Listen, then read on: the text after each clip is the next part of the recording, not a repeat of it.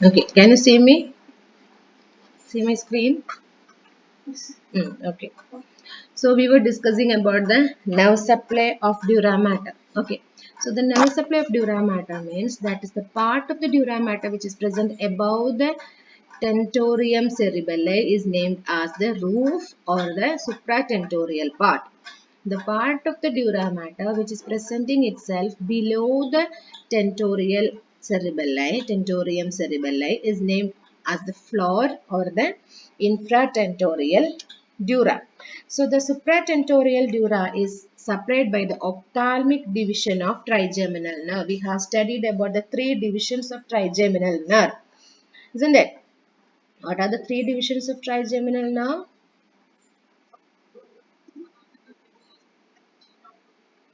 Okay, ophthalmic, maxillary and mandibular divisions. So the three divisions of trigeminal nerve with vagus and hypoglossal nerve. The complete dura mater are separated by means of three divisions of trigeminal nerve, that is the fifth cranial nerve, then the vagus nerve, the 10th cranial nerve, the hypoglossal nerve, the 12th cranial nerve. And the supratentorial dura, especially supratentorial dura mater, is separated by the ophthalmic division of trigeminal nerve. Ophthalmic division of trigeminal nerve, that is something related with the eyeball ophthalmic, or that is presenting towards the frontal part, isn't it? So ophthalmic division of trigeminal nerve supplying the upper part of the dura mater. Then the infratentorial dura mater, that is dura of the floor. The infratentorial dura mater have got a rich blood supply comparing with the supratentorial. Supratentorial is supplied by only single nerve, that is ophthalmic division of trigeminal nerve. But in case of the floor in the cranial fossa, the dura mater which covers the surface of cranial fossa, it is supplied by the anterior cranial fossa is supplied by the anterior and posterior ethmoidal nerves. Anterior and posterior ethmoidal nerves, in turn the branches of ophthalmic nerve. So the anterior cranial fossa is supplied by the anterior and posterior ethmoidal nerves. And also it receives branches from the maxillary nerve. The maxillary nerve and anterior and posterior ethmoidal nerves, they are supplying the anterior cranial fossa. The dura mater present at the anterior cranial fossa are separated by the anterior and posterior ethmoidal nerve. And some twigs or some branches of maxillary nerve, meningeal branches of maxillary nerve also supplies it. The middle cranial fossa. The middle cranial fossa is separated by the meningeal branches of maxillary nerve. Meningeal branches of maxillary nerve at the anterior part and meningeal branches of the mandibular nerve at the posterior part. So the middle cranial fossa is separated by the mandibular and the maxillary nerve. Anterior part is separated by the ophthalmic division along with the maxillary. The middle part, middle cranial fossa, is separated by the maxillary and mandibular divisions. At the posterior cranial fossa, the posterior part is supplied by means of the vagus and the hypoglossal nerve. The branches of the vagus, the meningeal branches of vagus nerve and the hypoglossal nerve supplies the posterior cranial fossa. The meninges covering the posterior cranial fossa are supplied by means of the vagus and hypoglossal nerve. And being it is present towards the cervical spinal nerves, there are the C1, C2 fibers also carried by the cranial nerves. The C1, the first spinal nerve C1, the second spinal nerve C2. This also carried, the fibers from these also carried by the cranial nerves. And the cranial dura mater which is presenting around the foramen magnum. The dura mater presenting around around the foramen magnum is supplied by the C2 and C3 cervical nerves directly. The meningeal dura or the meninges which are present, dura mater present towards the foramen magnum or around the foramen magnum is have got separate direct branches from the C2 and C3 cervical spinal nerves. C2 and C3 cervical spinal nerve. So that is all about the nerve supply. I will tell you first once again, that is anterior cranial fossa. Supratentorial part is supplied by means of, or the roof is supplied by means of ophthalmic division of trigeminal nerve. The anterior cranial fossa is supplied by the anterior and posterior ethmoidal nerve with the maxillary nerve. The middle cranial fossa is supplied by the maxillary nerve with the mandibular branches. Then posterior cranial fossa is separated by the vagus, hypoglossal and the branches from the C1 and C2. The part of the dura mater which is present around the foramen magnum is separated by the C2 and C3 cervical spinal nerves. Have you understood?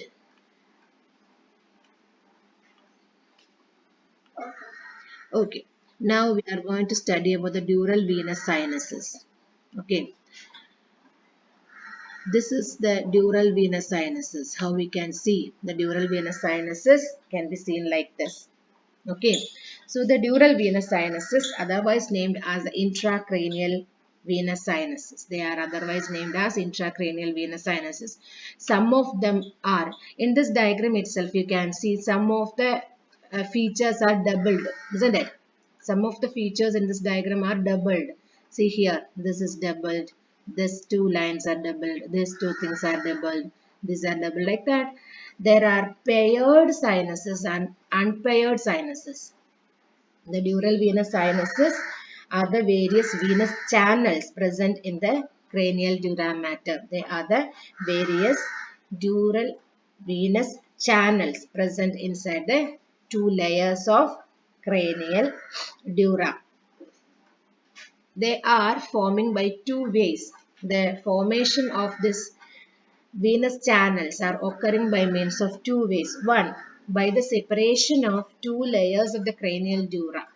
That is, we have studied two layers of the cranial dura mater, like external layer is endosteal layer, internal layer is meningeal layer. So, in between these two layers, the separation of these two layers will lead to the collection of blood pools in between. So, that is first probable formation, the separation of two layers of cranial dura mater. The other one is by the replication of meningeal layer, that is the two layers which are withheld together can be replicated, and in between that replication or the folding, you can say it as the folding, isn't it? So in between that folding also we can see the formation of venous channels.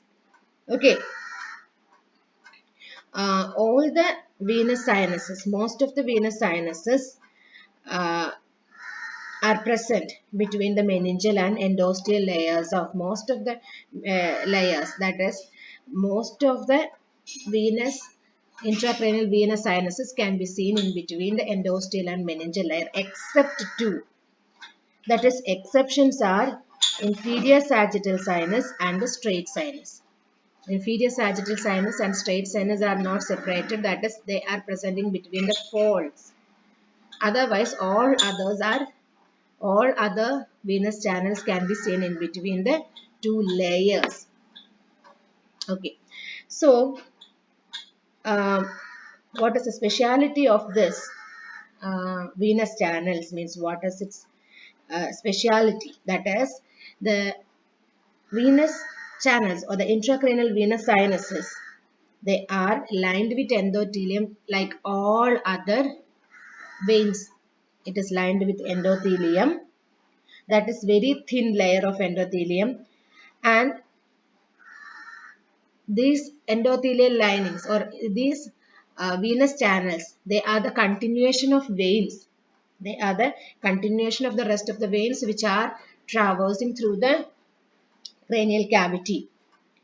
They drain the blood from the brain and the skull bones. That is another importance.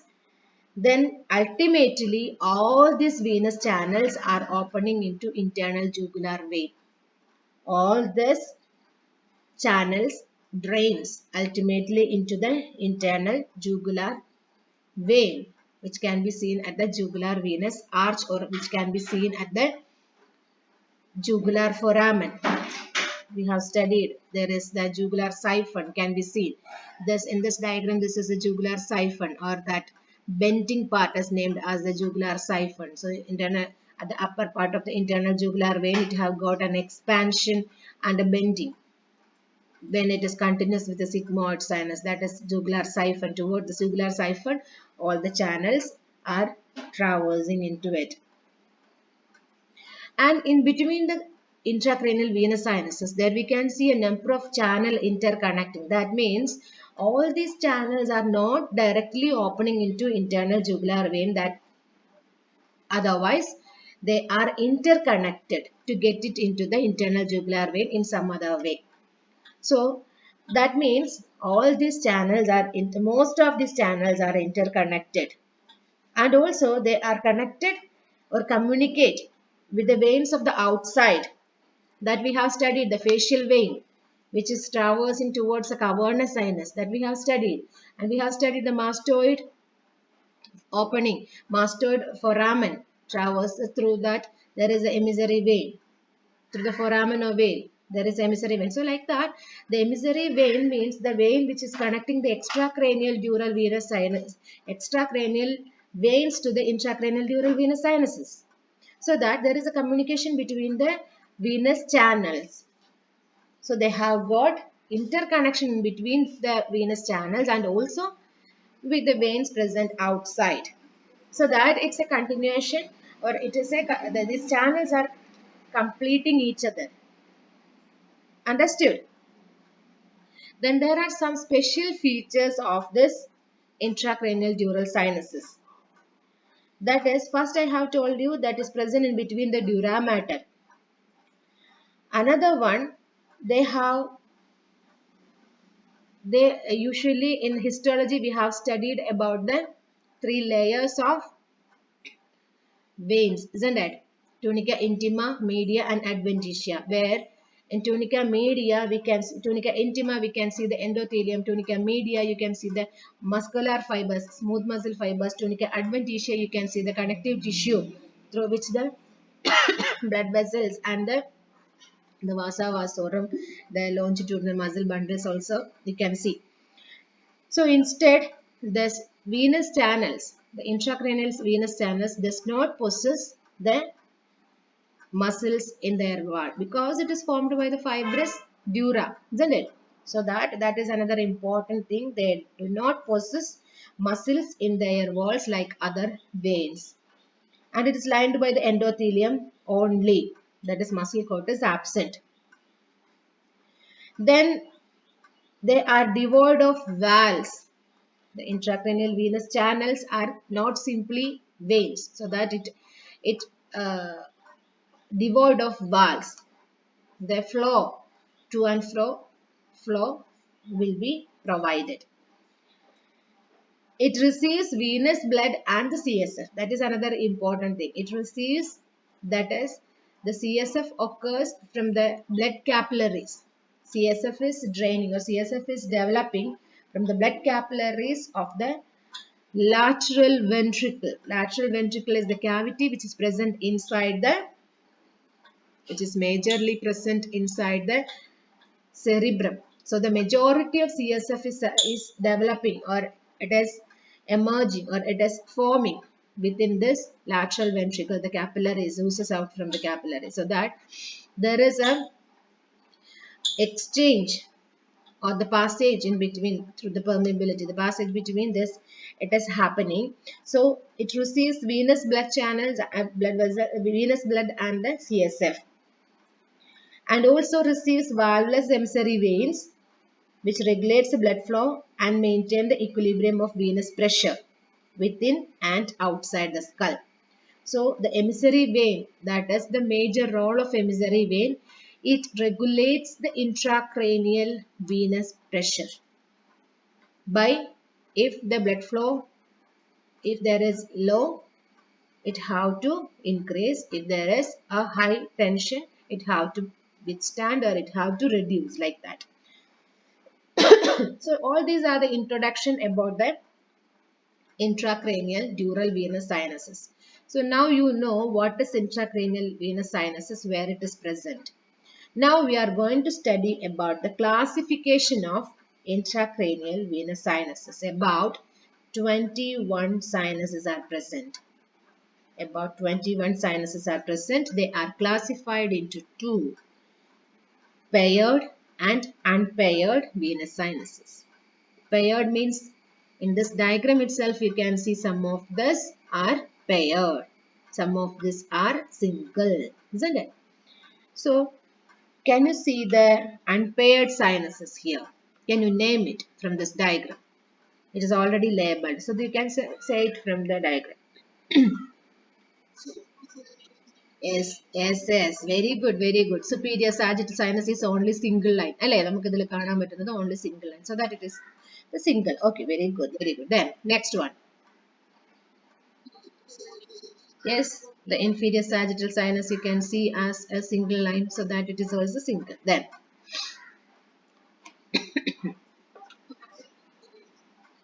yes, very good. Occipital sinus. Then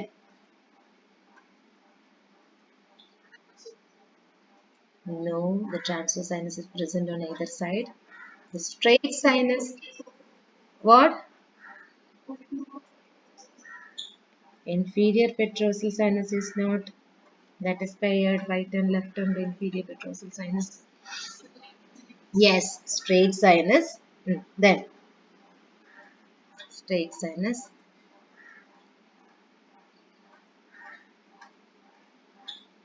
okay, ബാക്കി രണ്ടും നിങ്ങൾക്ക് അറിയാൻ സാധ്യതയില്ല. അത് ഇവിടെ കാണാൻ നമുക്ക് പറ്റില്ല. ഈ ഡയഗ്രത്തിൽ കാണാൻ പറ്റുന്നില്ല. ഇതിനകത്ത് കാണാം. സോ superior sagittal sinus നമ്മൾ പറഞ്ഞു, that is superior sagittal sinus, inferior sagittal sinus, straight sinus, occipital sinus. That is you people answered absolutely. That is very good. It is that is excellent. That these are the major four, and there are two more. They are anterior intercavernous and posterior intercavernous. That is, here you can see on either side of this. This is the opening of hypophysis cerebri. The pituitary fossa. This is pituitary fossa. On either side of pituitary fossa, you can see the cavernous sinus. The cavernous sinus are interconnected by anterior and posterior channels. So they are single. Anterior intercavernous sinus and posterior intercavernous sinus. In that name only single channels are there. So the unpaired venous sinuses, they are superior sagittal sinus, inferior sagittal sinus, straight sinus, occipital sinus, anterior intercavernous sinus, posterior intercavernous sinus. Now, the paired sinuses. The paired sinuses are cavernous sinus, superior petrosal sinus, inferior petrosal sinus, transverse sinus, sigmoid sinus, sphenoparietal sinus. The paired sinuses are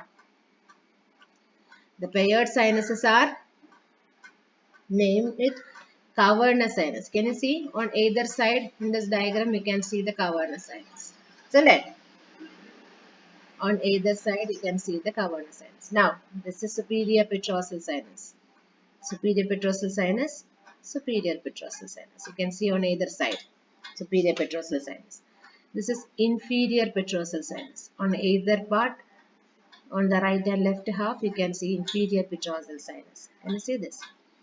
Inferior petrosal sinus. Then the transverse sinus. This is right and left transverse sinus. This is right transverse sinus. This is left transverse sinus. The right and left transverse sinus. See, the straight sinus continues with the left transverse sinus. The superior sagittal sinus continues with the right transverse sinus. Okay, so right and left transverse sinuses. Then sigmoid sinus, you can see a S shaped. Can you see here the inferior petrosal sinus and another sinus which is opening towards this. That is, you can see as a S shaped. So this is the sigmoid sinus. You can see the sigmoid sinus. It to the jugular foramen. At the region of jugular foramen, anterior part there is superior inferior petrosal sinus. For the posterior part there is sigmoid sinus. We have studied it in the content of jugular foramen. Then, so then there is sphenoparietal sinus. You can see this is through the border of lesser wing of sphenoid. You can see the sphenoparietal sinus. On the right and left aspect, there is sphenoparietal sinus. Okay. So these are the venous sinuses. Mainly, these are the venous sinuses. We can see. Name it: sphenoparietal, cavernous, superior petrosal, inferior petrosals, and transverse sinus. Isn't it? Along with the sigmoid sinus. Have you understood which are the paired sinuses and unpaired sinuses? Study the names fast. Superior sagittal sinus, you are familiar with it. Inferior sagittal sinus, you are familiar with it. Straight sinus, occipital sinus, intercavernous sinus in between the cavernous, posterior intercavernous. So unpaired are easy to study and learn because all these terms already you know, isn't it? Say so, no? Okay. Then paired sinuses, sphenoparietal, which can be seen at the posterior border of lesser wing of sphenoid, sphenoparietal. Then cavernous sinus on the surface, superior surface, and the lateral aspect of, supralateral aspect of body of sphenoid, there is cavernous sinus. Superior petrosal sinus can be seen at the superior border of petrous part of temporal bone. Inferior petrosal sinus can be seen at the inferior border of petrous part of temporal bone. The transverse sinus can be seen on the transverse sulcus of occipital bone. Sigmoid sinus can be seen in the sigmoid sulcus of occipital bone. Okay. Now we are going to study about the different sinuses. Before that, the first we will learn about the cavernous sinus. The most important one is the cavernous sinus. So in this diagram I will show you. This is what is the sinus? This is superior sagittal sinus. Can you see the superior sagittal sinus is continuous with the right transverse sinus? Can you see this? It is continuous with the right transverse sinus, isn't it?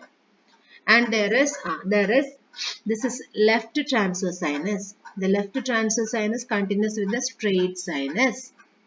Straight sinus, like it, there is the inferior sagittal sinus opening to the straight sinus that we can see here, isn't it? And these are the cerebral vein of Galen. You can see the great cerebral vein of Galen, and that is the continuation from the straight sinus, or we can say the internal cerebral vein, both the internal cerebral vein joining to form the great cerebral vein of Galen, or they are the one of the major important venous channels opening into straight sinus. Okay, then the sigmoid sinus, you can see this is sigmoid sinus on either side, S shaped sigmoid sinus. See the sigmoid sinus from the internal jugular vein continues as the internal jugular vein from the jugular foramen. See this is sigmoid sinus continues as the internal jugular vein. And this is the connection between the cavernous sinus. These are the two bulged portions represents the cavernous sinus. The cavernous sinus connected towards the sigmoid sinus by means of inferior petrosal sinus. And this is superior petrosal sinus. Superior petrosal sinus and inferior petrosal sinus, they are open into sigmoid sinus. And they are the channels between the cavernous sinus and the sigmoid sinus. Like that, they are paired. Both these are superior petrosal sinus, both these are inferior petrosal sinus. And these are cerebral veins, superficial cerebral veins. They are communicating and opening towards the superior sagittal sinus. Okay.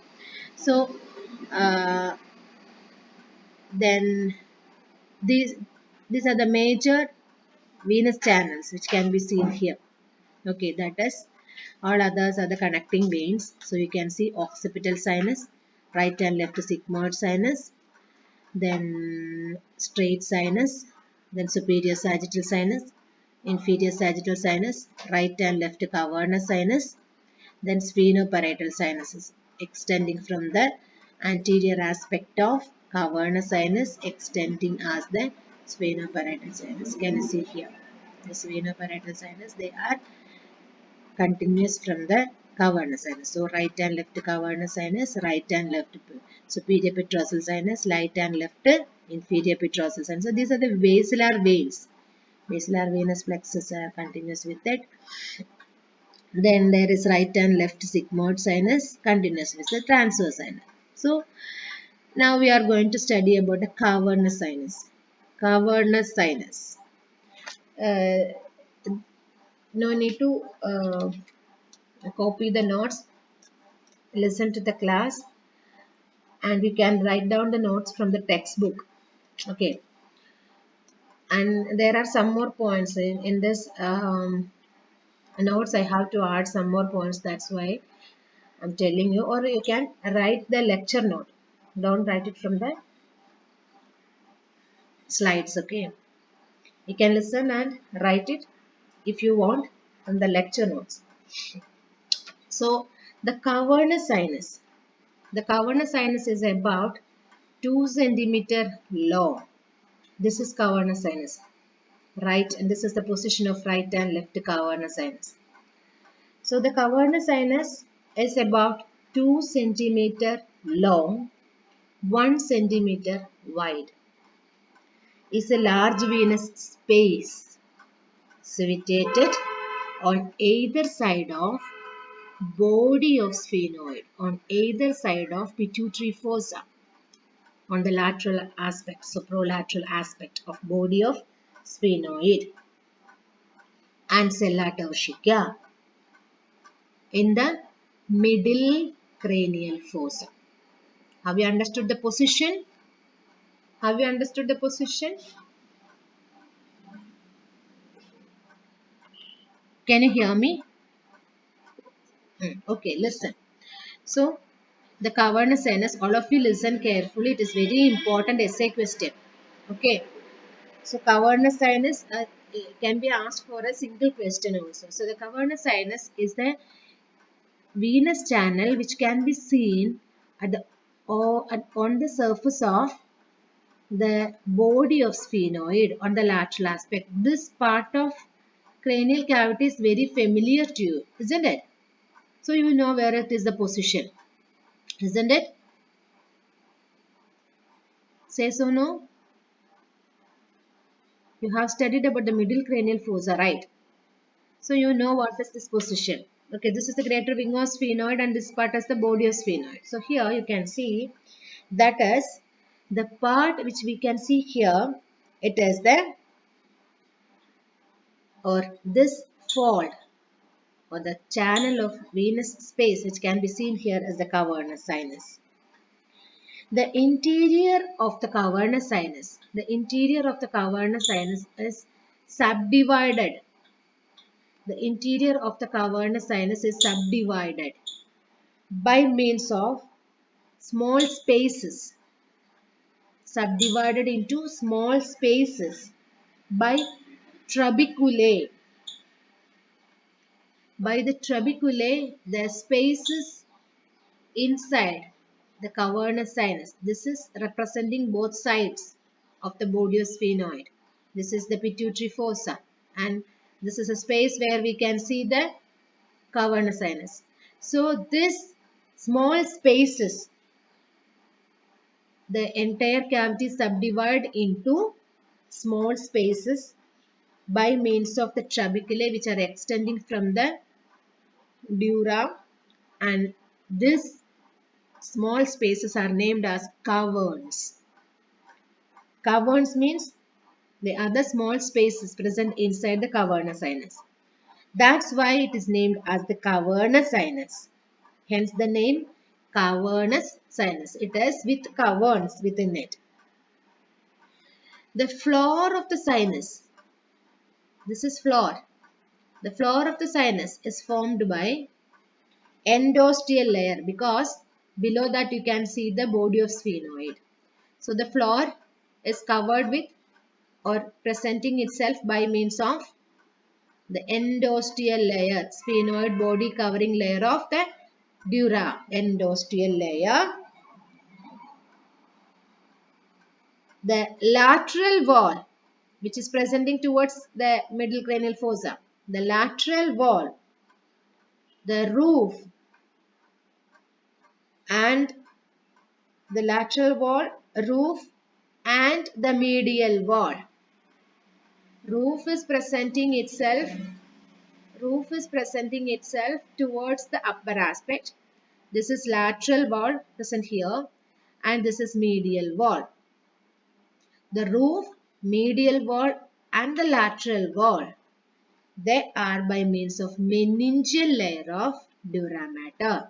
That is, in this diagram, this green line representing the endosteal layer because it covers the surface of the bone. The rest of the green color that represent the meningeal layer. So, these are the roof, lateral wall, and medial wall of cavernous sinus, and this is the floor of cavernous sinus. If you are learning about a single part of cavernous sinus on the right or left side, you can see the in 4 walls except floor, all the other walls are formed by meningeal layer. Floor is formed by the endosteal layer of dura mater. Understood? And medially, you can see the medial wall that is presenting itself over the pituitary fossa, or it is presenting itself towards the pituitary fossa. So, the medial wall is continuous with the diaphragm ocelli. The medial wall is continuous because here the meningeal covering, which can be dural covering, which can be seen over this pituitary fossa, it is named as the diaphragm ocelli. So, the medial wall is continuous with the diaphragm ocelli. Understood? Okay. Okay. Now we will study about the extent. Now we will study about the extent of cavernous sinuses. The each sinus extends anteriorly up to. This is the extension anteriorly up to medial end of superior orbital fissure. We can see the superior orbital fissure here, isn't it? There is an opening present here, that is superior orbital fissure.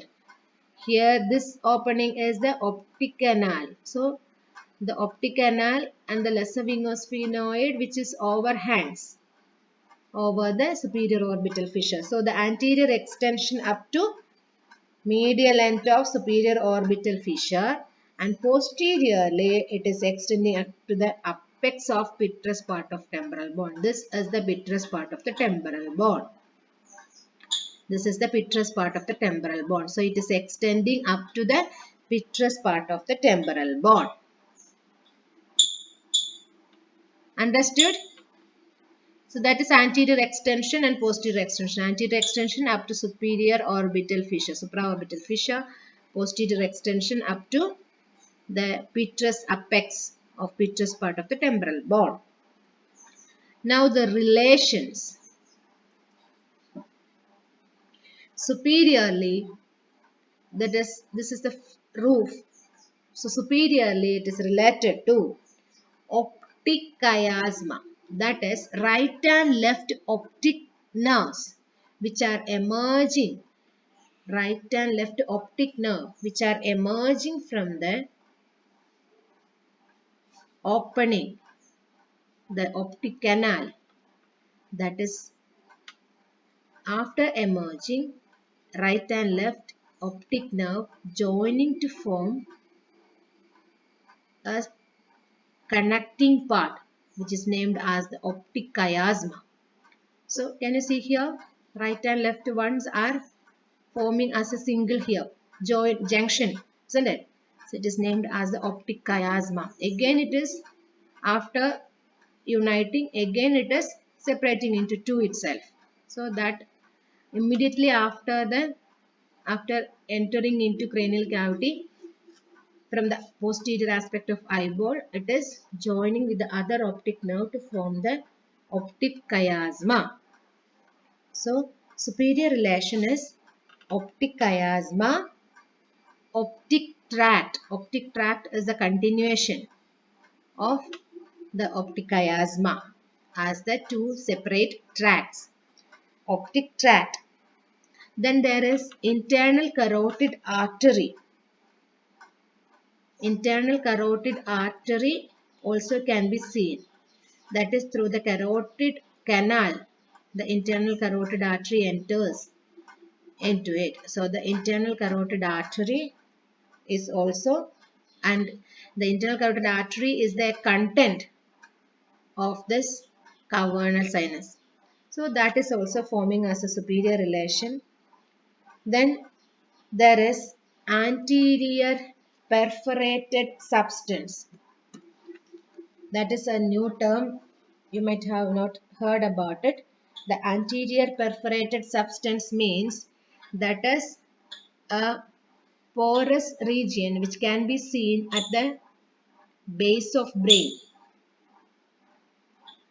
There are small depressions can be seen at that position, that is named as the at the base of the brain. You can see the anterior perforated substance. Perforations are there, small depressions can be seen on it. So that is the superior relation. Have you understood the superior relation? Optic chiasma, optic tract. Optic chiasma, optic tract, and the, why you are not responding? Internal carotid artery and the anterior perforated. It's not petrosal, it is perforated. Perforations. Have you heard about the term perforations? What is perforations means? Small openings, holes. Yes, it is holes. Okay. So these are the relations superiorly.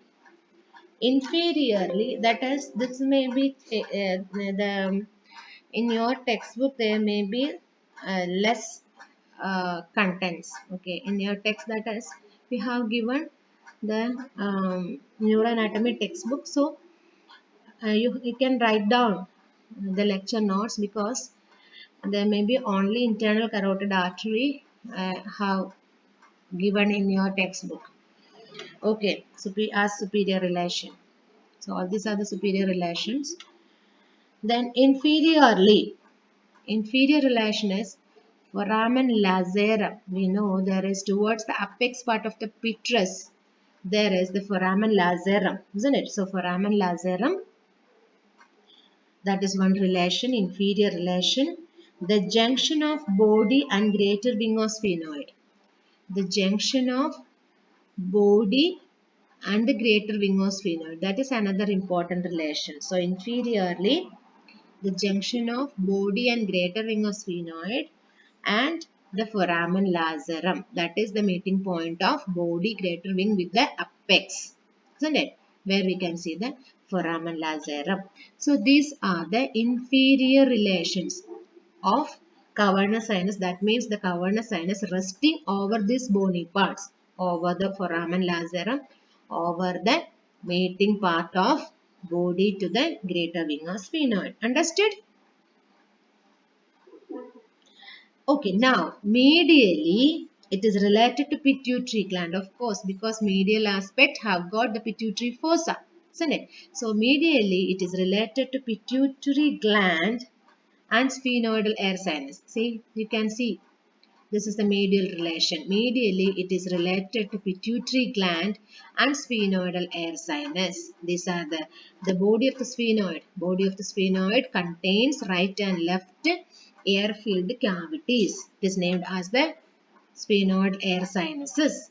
So the sphenoid air sinus can be seen on either within the body of sphenoid on either half. So the medial relations are pituitary gland and the sphenoidal air sinus. So medially it is related to it. And this is the inferior relation. Inferior relation is foramen lacerum with the body and the greater wing of sphenoid. Then laterally, the most important relation that can be asked in your viva question also, that is the lateral wall, the relation on the lateral wall. It is very, very, very important. The relations laterally, you can see there is temporal lobe of the cerebral hemispheres and a trigeminal cave with the ganglion. I will show you in this diagram. That is, here you can see on the petrous part of temporal bone on the superior surface you can see a trigeminal cave, a depression over the apex. Near to the apex there we can see a depression, that is lodging. You might have studied the temporal bone, isn't it? So towards the apex of the temporal bone there is a trigeminal cave, a depression for the lodging of trigeminal ganglion. So on the lateral relation there is the trigeminal ganglion on the trigeminal cave. Then the inferior, there we can see the middle towards laterally on the middle cranial fossa. This is the two middle cranial fossa. Within the middle cranial fossa there is a temporal lobe of cerebrum. Temporal lobe of cerebrum is resting in this middle cranial fossa. So that is also coming in relation with the lateral aspect. Two relations laterally, the temporal lobe of cerebrum, very important, temporal lobe of cerebrum, and the trigeminal ganglion. Understood? Now the anterior relation. Anterior X. Yes, tell me. Trigeminal cave is lodging trigeminal ganglion. Trigeminal cave is simply a bony depression. Okay. Trigeminal cave is a simply bony depression where the dura mater covering is there. And it is containing trigeminal ganglion. So ganglion is the most important one. No. The other one is a depression only, a bony feature. So ganglion is the important feature. Okay. Anterior relations, anterior extension or anteriorly the structures related to cavernous sinus are the superior orbital fissure, that is deep to this lesser wing of sphenoid. You can see a slit like opening, that is superior orbital fissure. We have already studied what is superior orbital fissure, what are the contents in extraocular muscles, isn't it? When we have discussed about the extraocular muscles, we have studied the opening superior orbital fissure separately.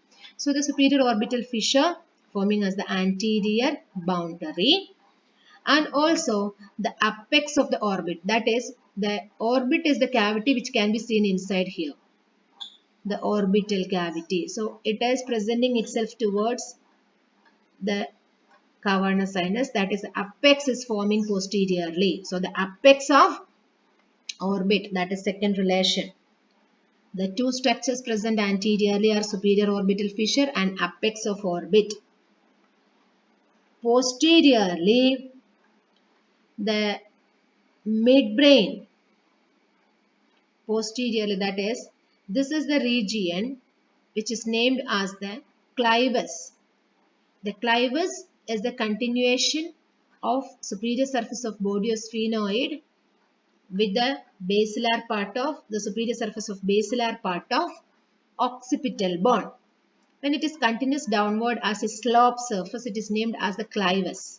So this is the position where the medulla oblongata continues, or the midbrain, and the rest of the brainstem extending from midbrain, pons and the medulla. After foramen magnum, it is continuous as the spinal cord. So here in this position, we can see the midbrain, pons and the medulla. So Posteriorly, cavernous sinus related to first part of the brainstem, that is crus cerebri of midbrain.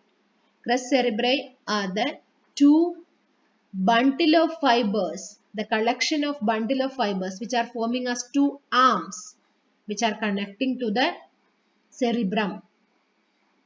So that is named as the crus cerebri of midbrain, two arms of midbrain. Like that, there is another important relation, that is apex of petrous part of temporal bone. Apex of petrous part of temporal bone. These are the two relations. Crus cerebri of midbrain, apex of petrous part of temporal bone. These are the posterior relations. Have you understood? Have you write down it? That's why I have told you in a slow manner. Okay. So I will tell you once again. Superiorly it is related to, tell me, optic chiasma, optic tract, internal carotid artery, anterior perforated substance. Then inferiorly it is related to foramen lacerum, junction of body of greater wing of sphenoid. Okay, medially it is related to pituitary gland and sphenoid air sinuses. Laterally it is related to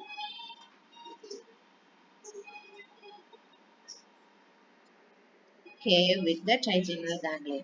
Okay, anteriorly related to,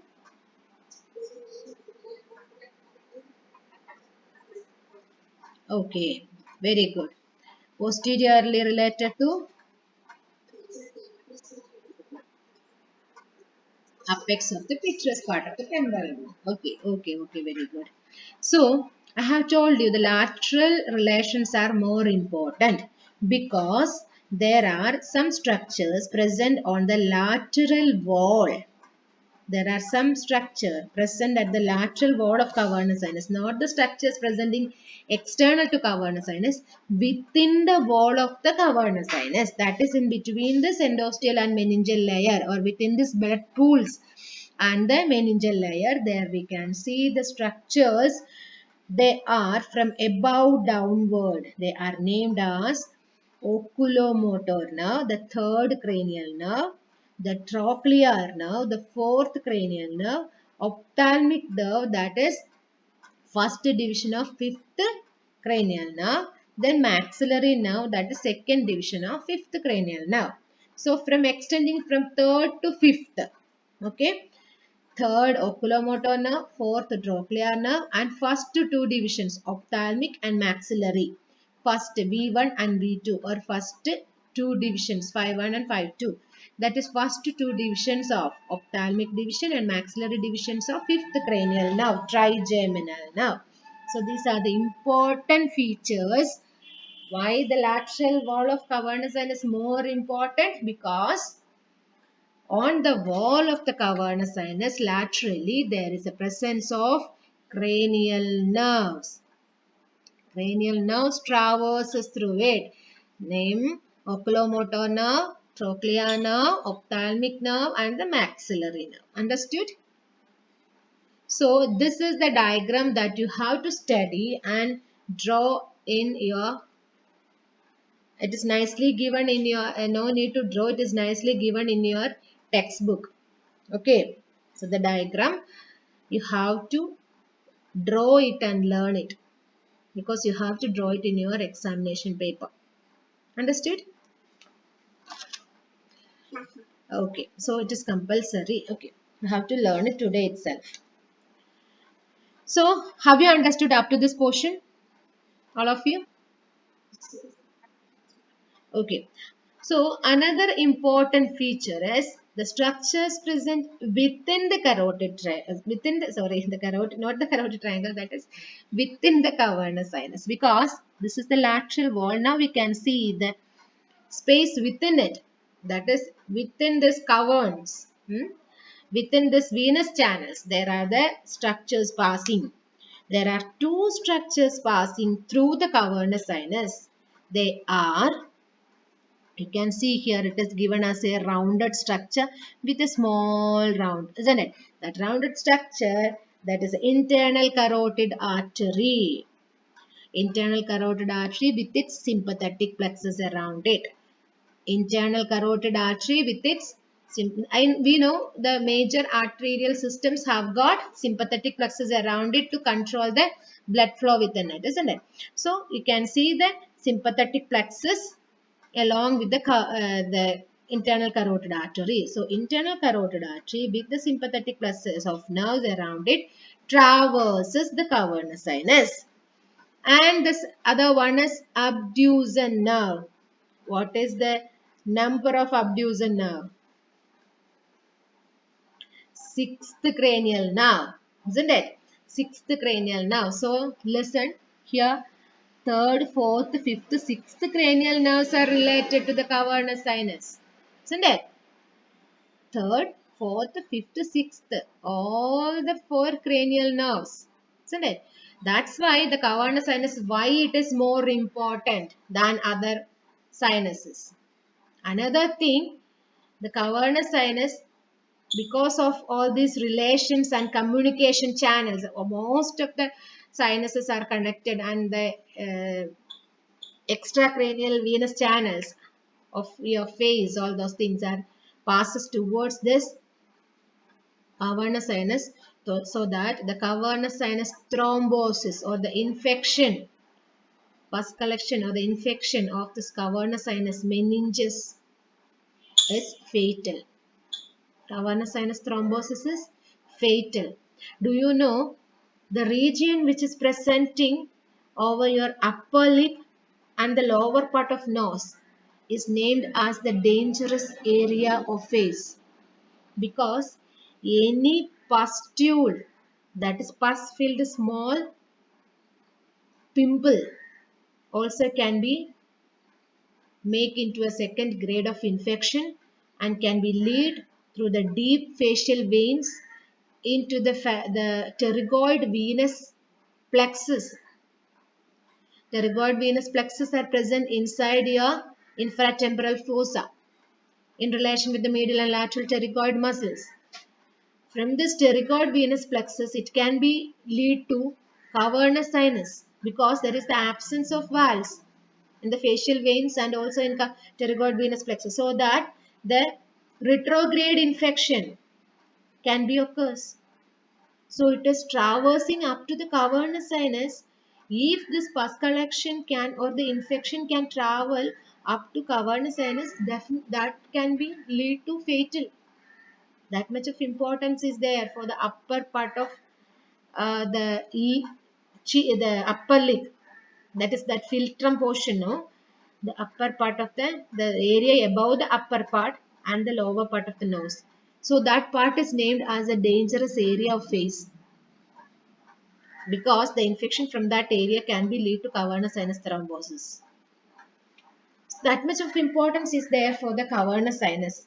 It is one of the important sinus that can be lead to the death of the person. Fatal means the death of the person, isn't it?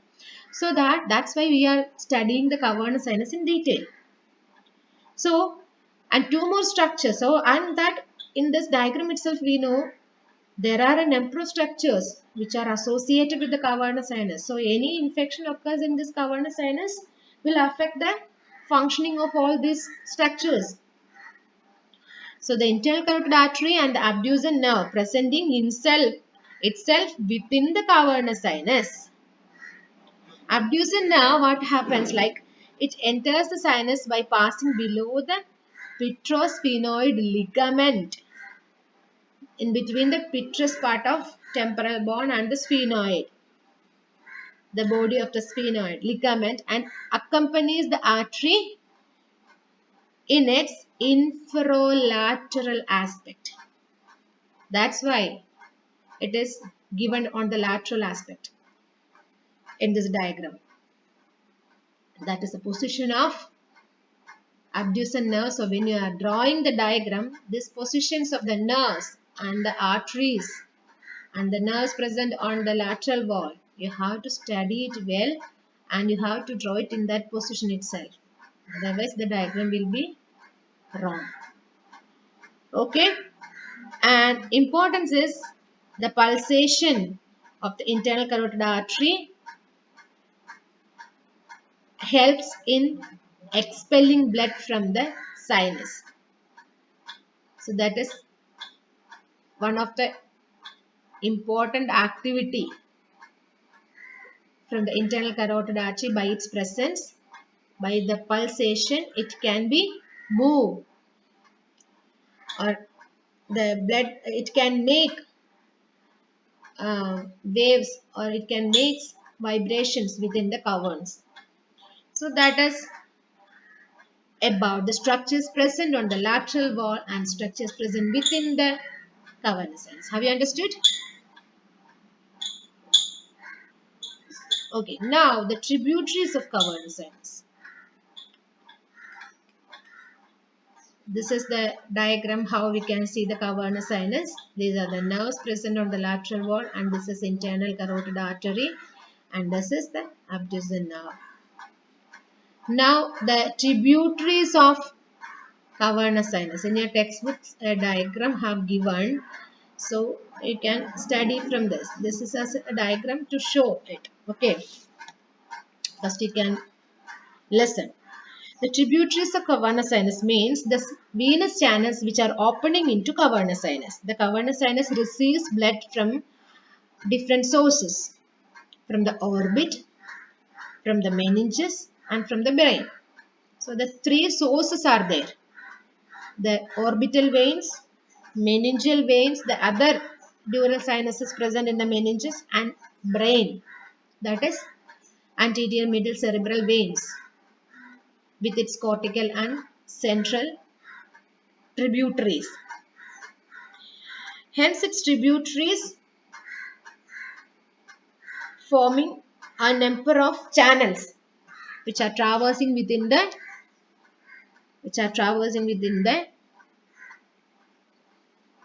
cranial cavity.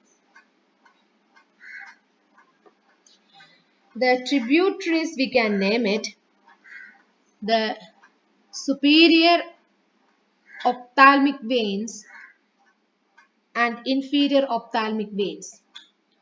Superior ophthalmic veins and inferior ophthalmic veins, they are traversing. Superior and inferior ophthalmic veins, they are traversing into, so in this, no, it cannot be seen. See, the superior ophthalmic vein and inferior ophthalmic veins, they are traversing into the cavernous sinus. This box representing the cavernous sinus. The superior ophthalmic vein and inferior ophthalmic vein, that is from orbit. From orbit, superior ophthalmic vein, inferior ophthalmic vein. Then one more vein, it is not given in this diagram, that is the central vein of retina. That is a probability. The central vein of retina sometimes opening to cavernous sinus. So I have told you three sources are there: from the orbit, from the meninges, and from brain. So from the orbit, the opening structures are superior ophthalmic vein, inferior ophthalmic vein, and the central vein of retina. Have you understood? The three venous channels opening into cavernous sinus. Then from meninges, there is sphenoparietal sinus opening into it. The sphenoparietal sinus opening into it from the meninges. Then there are the middle meningeal veins, the anterior trunk of middle meningeal veins. Anterior trunk of middle meningeal veins, they are opening into it. Then from the brain, all other are the communications. This drainage ആണ്. ഇപ്പോൾ ഞാൻ പറഞ്ഞുകൊണ്ടിരിക്കുന്ന tributaries ആണ്. Tributaries ഉം communications ഉം തമ്മിലുള്ള difference എന്താണെന്ന് വെച്ച് കഴിഞ്ഞാൽ, tributaries means the venous channels, somewhat like a small, uh, what we can say, small rivers, they are forming into large lakes. Understood?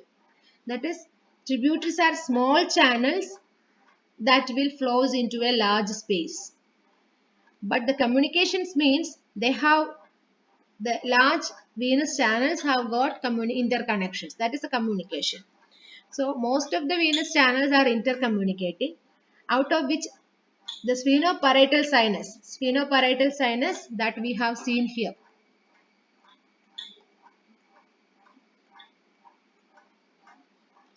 See the sphenoparietal sinus.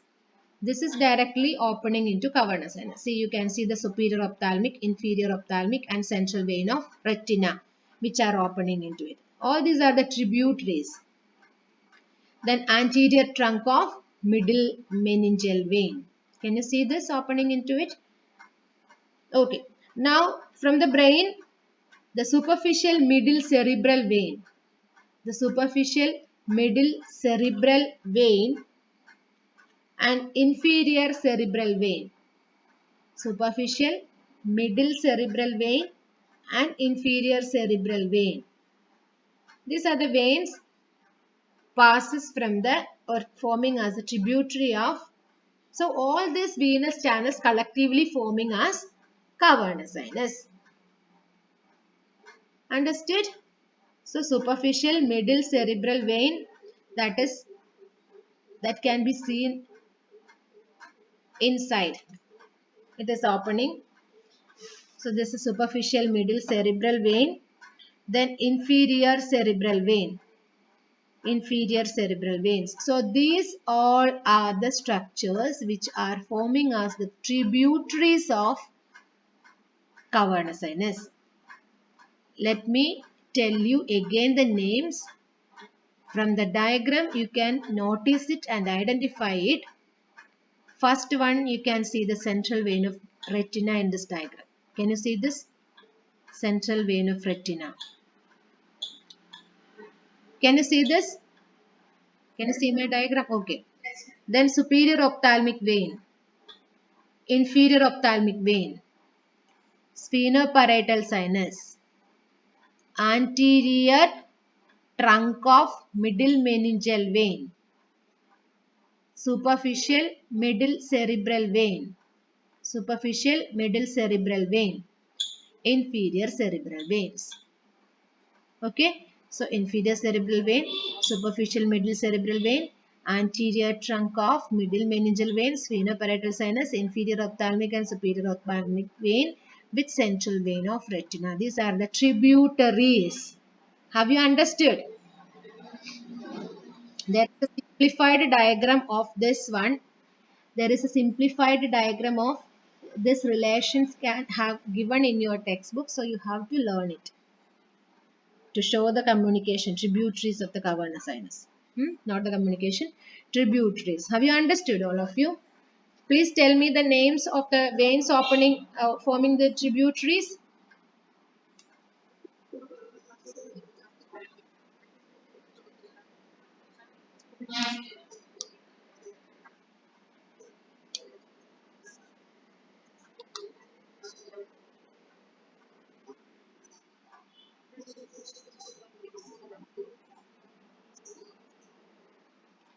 Any boys are there in the class? Any boys are there? Why you are keeping silent? Hmm? I have to call your name, then only you will answer. Right? Isn't it?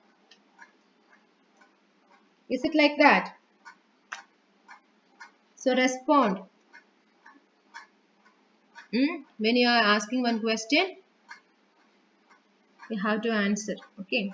Communications of cavernous sinus. The communications of cavernous sinus means that is all these venous channels are interconnected. Isn't it? So first we will study about the communications with the transverse sinus. The cavernous sinus communicate with the transverse sinus through superior petrosal sinus. Okay, this cavernous sinus, I have already told you this thing. The cavernous sinus communicates with the transverse sinus by means of or through superior petrosal sinus. That is first communication. Then second communication, this is the internal jugular vein continuous. The sigmoid sinus continues as the internal jugular vein. So within this jugular foramen, you can see the internal jugular vein continuing from here. So the internal jugular vein and the cavernous sinus are interconnected or communicated through the inferior petrosal sinus. The cavernous sinus and the internal jugular vein communicates through the inferior petrosal sinus. Inferior petrosal sinus. Then pterygoid venous plexus. It is not given in here. It can be seen in this diagram. The pterygoid venous plexus. Here in this diagram it is given. The pterygoid venous plexus communicates with the cavernous sinus through the emissary veins which passes the foramen ovale, foramen lazarum and emissary sphenoidal foramen. The emissary vein traverses through the emissary sphenoidal foramen, foramen ovale and the foramen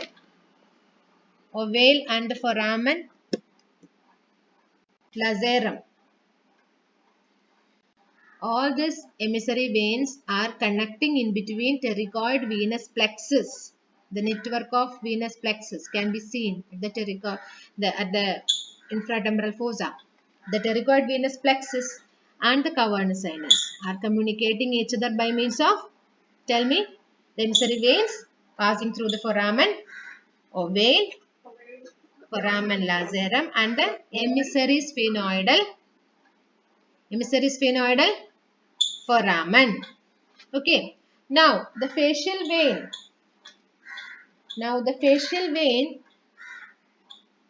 Extending to cavernous sinus by two routes. The superior ophthalmic vein. We have studied the connection of superior ophthalmic vein with angular vein and continuous with the facial vein, isn't it? So the superior ophthalmic vein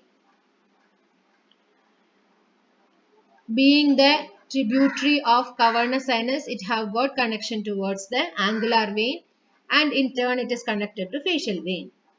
Like that, the emissary vein which connects the pterygoid venous plexus, that is also have got connection with the deep facial vein. In this diagram, the facial vein in turn connects with the superior ophthalmic vein by means of angular vein, and the deep facial vein have got direct connection towards the pterygoid venous plexus. So in turn connected to the cavernous sinus. So in two ways the facial vein connected. Superficial veins connected to superior ophthalmic vein, deep veins connected to pterygoid venous plexus.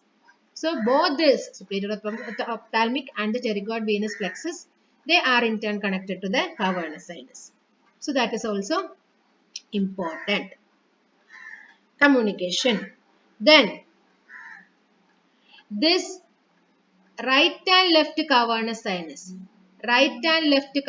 sinuses are connected by anterior intercavernous and posterior intercavernous sinuses. Anterior and posterior intercavernous sinuses, they are the two communicating channels between the opposite cavernous sinuses. Anterior and posterior intercavernous sinuses. They are another important channels. Then superior sagittal sinus through the anterior and posterior intercavernous sinus. The anterior and posterior intercavernous sinus, they have got a communication towards the superior sagittal sinus. the superior sagittal sinus through the superficial and middle cerebral vein ആണ് ട്ടോ. I'm sorry. The superior sagittal sinus connected with the superior sagittal sinus. It is not given in the diagram. The superior sagittal, let me check. Superior sagittal sinus. It is not given in the. I'm sorry. It is not given in the diagrams. So this is the dangerous area. I have told you, isn't it? So the superior sagittal sinus of all cerebri, that is connected to the cavernous sinus by means of superficial middle cerebral veins and superior anastomotic vein. There is another diagram. I remember. One second. I will show you that diagram. Yes. Can you see here? This is cavernous sinus. Okay. The superior sagittal sinus. This is superior sagittal sinus. The superior sagittal sinus connected to the cavernous sinus by means of the superior superficial middle cerebral vein and superior anastomotic vein. See, the superior anastomotic vein and superficial middle cerebral veins. Superior anastomotic vein and superficial middle cerebral veins. They are connecting the cavernous sinus with the superior sagittal sinus. Then internal vertebral venous plexus through the basilar venous plexus.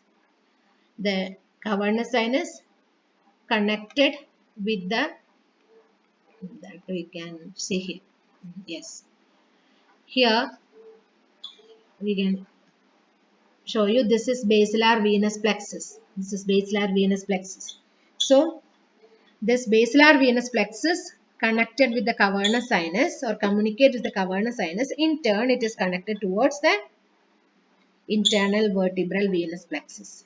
Internal vertebral venous plexus. So these are the communications between the cavernous sinus and rest of the venous channels present in the cavernous sinus. Can you tell me? It's getting 10 o'clock, right? Okay. So we will wind up the session and we will continue in the next class.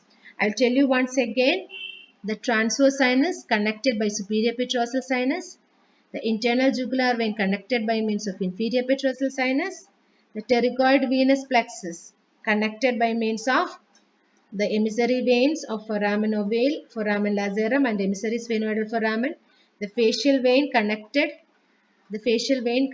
by means of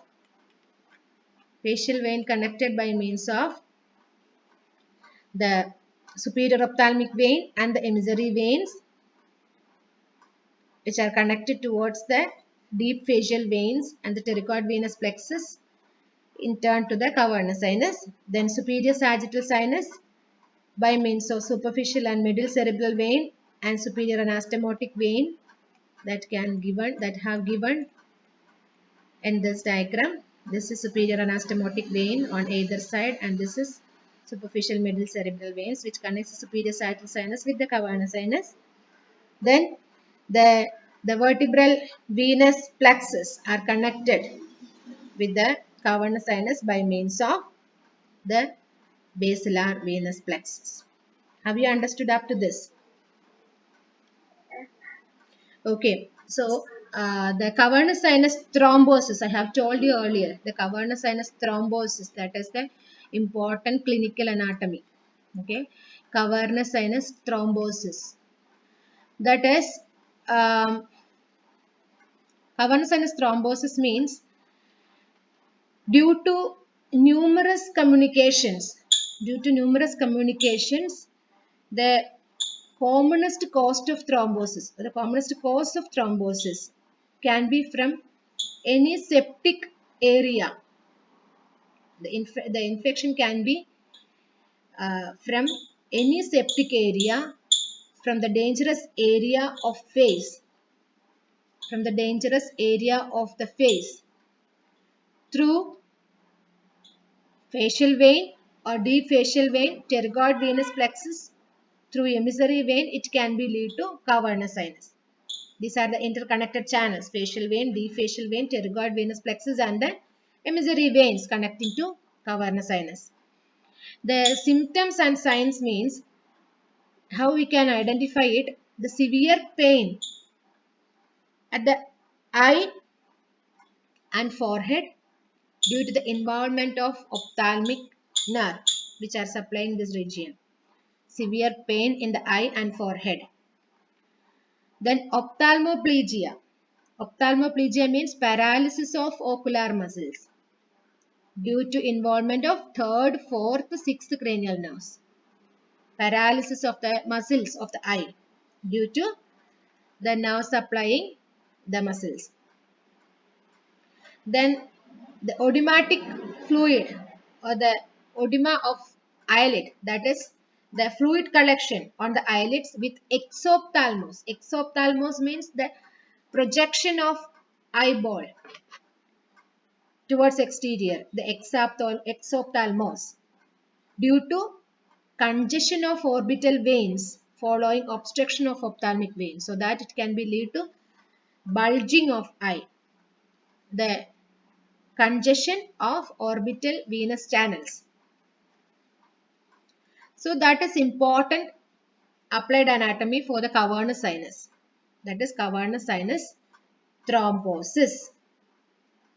Another important applied anatomy is arteriovenous communication. Because of the arteriovenous communication, if the internal if the if the arteriovenous communication occurs, if the internal carotid artery is ruptured, being it is passing inside the cavernous sinus, if it is ruptured in the fracture of the base of the skull, usually it is happening within the fracture of, if it is happening along with the fracture of base of the skull, an arteriovenous communication will be occurring, that is named as a fistula. Fistula between the arteriovenous channels occurs between the internal carotid artery and the cavernous sinus. As a result, the arterial blood, because of the pulsation, arterial blood rushes into cavernous sinus, because cavernous sinus have got not presenting itself with the passage. Instead, artery have got active pulsation, so that the arterial blood enters into the cavernous sinus after the rupturing, which lead to enlarging and forcing blood into the connecting veins, isn't it? So all the channels will be mixed with the arterial bloods. The symptoms, the arteriovenous communication can be lead to pulsating exophthalmos. That is again the blockage and the filling excess fluid occurring within the eyeball can be lead to pulsating exophthalmos. That is pulsating eye bulging. The eyeball protrudes and pulsates with each heartbeat. That is the importance. Then a loud systolic murmur can be easily heard over the eye, like your heartbeat. The systolic murmur can be heard. Then another importance, like the cavernous sinus, the ophthalmoplegia, because of the involvement of the cranial nerves supplying the muscles of eyeball, it lead to the paralysis of muscles. Compression over the nerves will lead to the paralysis named as the ophthalmoplegia. Another importance, oedematic, or the oedema means the fluid collection or the inflammation. Conjunctival oedema can be seen due to the venous raised pressure. So these are the two important applied anatomies. Why we are learning the cavernous sinus this much of importance. Have you understood? Okay, so we will continue in the next class the individual sinuses. We will continue in the next class. Okay, have you understood up to this topic? Yes. All of you? Okay, if you have any doubts, you can ask me.